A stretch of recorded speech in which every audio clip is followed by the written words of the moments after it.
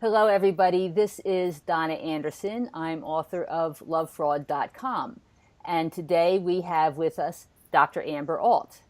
Dr. Alt is a clinical sociologist and a psychotherapist based in Madison, Wisconsin. And she's soon going to be presenting a program for Love Fraud Continuing Education called Helping Lesbians Leave Crazy-Making Relationships, Addressing Barriers to Treatment and Delivering Effective Support.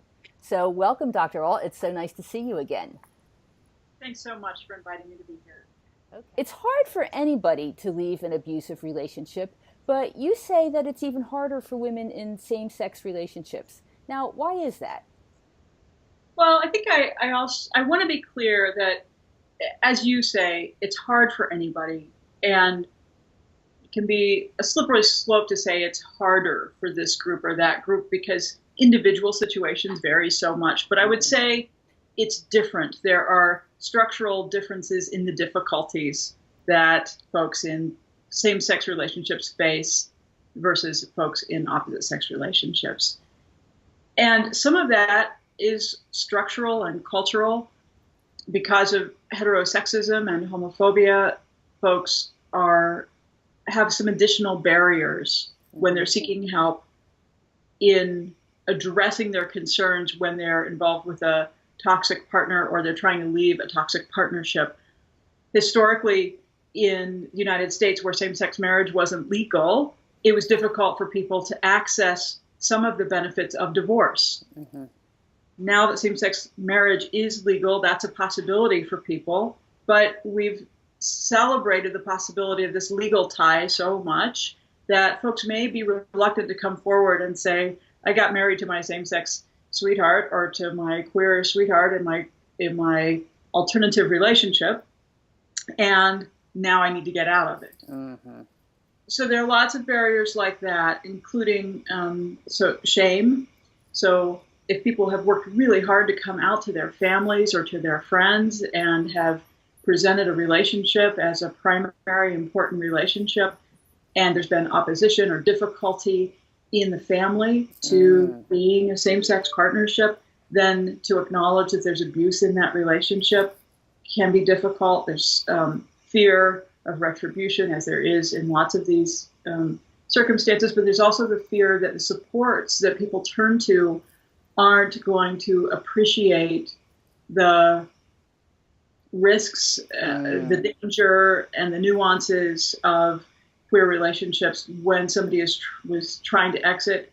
So, for example, years ago, I had a student who had been brutally beaten by a man who had been connected to the woman she was involved with.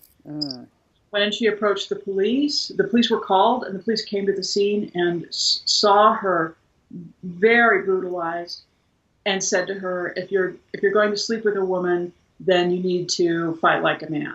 Oh, geez. So, and wouldn't support her in pressing charges. So in our communities, we know about situations like this. So it makes it much more difficult to turn to the standard forces of justice or therapy when we need assistance. So those things really can get in the way of somebody identifying the problem and exiting in a way that moves their life forward. So what do therapists need to know about identifying abuse in a same-sex relationship? Sometimes when couples come in for counseling, it can be really difficult to identify who the perpetrator is. So if in a toxic relationship, sometimes the person who is being victimized is convinced by their partner that they're the person who is actually the source of trouble. Mm-hmm. So sometimes the victimized person comes in and says, I think I'm abusive. Because they've had, as you're very familiar with the concept of gaslighting, and a certain amount of gaslighting goes on in same-sex relationships that can look different from in opposite-sex relationships. Mm-hmm. So it can be sometimes hard to identify the perpetrator. It's important for therapists to know that. It's important for therapists to know that physical violence does happen in same-sex and queer relationships, but that it is not the standard for abuse or exploitation. So often, this very abusive partner who isn't physically violent, and so she'll say, I've never laid a hand on her, I'm not an abuser. And so therapists can buy into that, victims can buy into that, and it can be absolutely not true. Mm-hmm. So violence does happen in same-sex relationships, but it isn't always present in relationships that are exploitive. I think therapists also need to understand that when a person in a same-sex relationship comes forward and says, I think this is happening, there can be a lot of fear about not just the implications of the relationship itself and leaving the relationship itself for the person, but also fear of losing community, mm-hmm.